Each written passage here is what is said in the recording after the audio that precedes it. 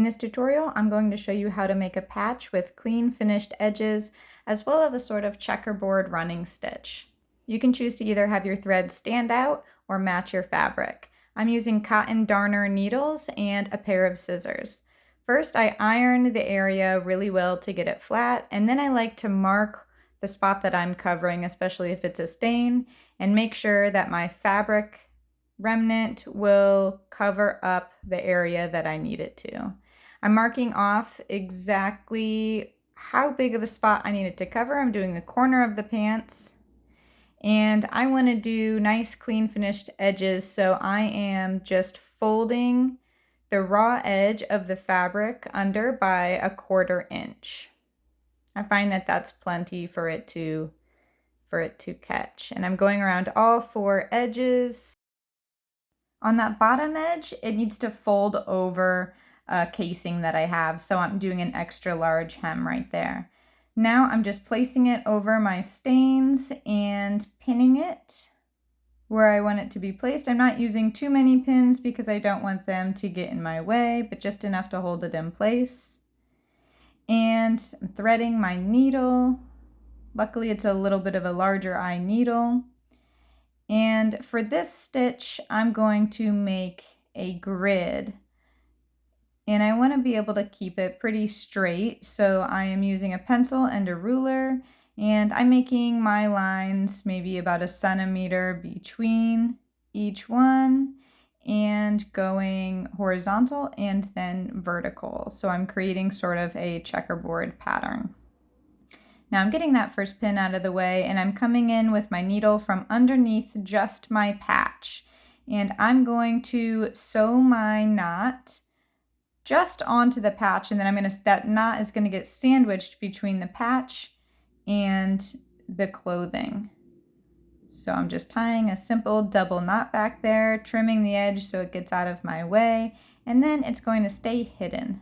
Now I'm coming back up to the top of my patch here, so I can start from the top, and I'm going to go down to the bottom of the first box, and now back up to the center top of that first box. Now down to the center bottom of the first box, and up to the right top, and now down to the right bottom. So now I have 3 vertical stitches, and I come straight through to that 3rd box. I'm skipping a box, and now I'm going from top to bottom, bottom to top, top to bottom, and then I'm going to start back at the top of the 5th box.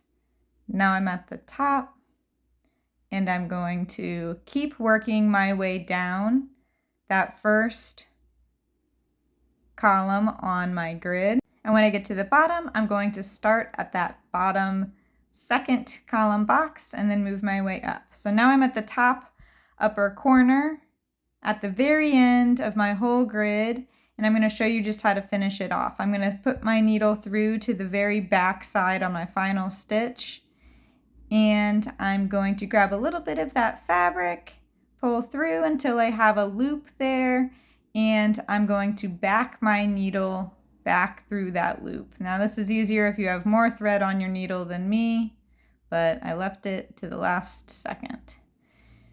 Now I still have this because my stitches didn't make it all the way to that top corner. I'm just going to tack down this top corner by coming from the bottom to the top to the bottom and doing that simple double knot on the back again.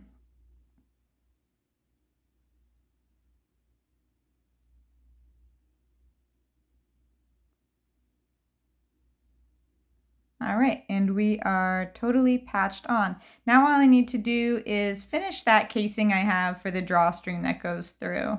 So I am going to come in from the back of my fabric here and pull my thread through, give myself enough of a tail to do another simple double knot.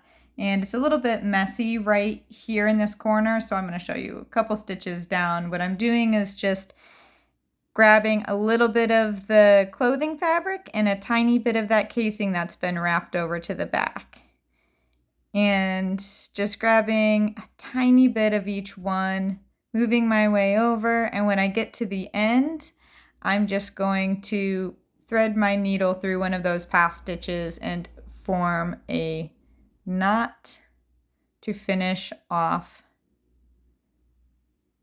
my stitching. I did a double knot, and then I'm using my needle to just hide that thread tail in the fabric. So I'm just sort of weaving it in between a couple of those layers, hiding it, and then snipping with my scissors. So you can see I effectively wrapped my patch around that bottom casing so it can still show through. And this is the finished look.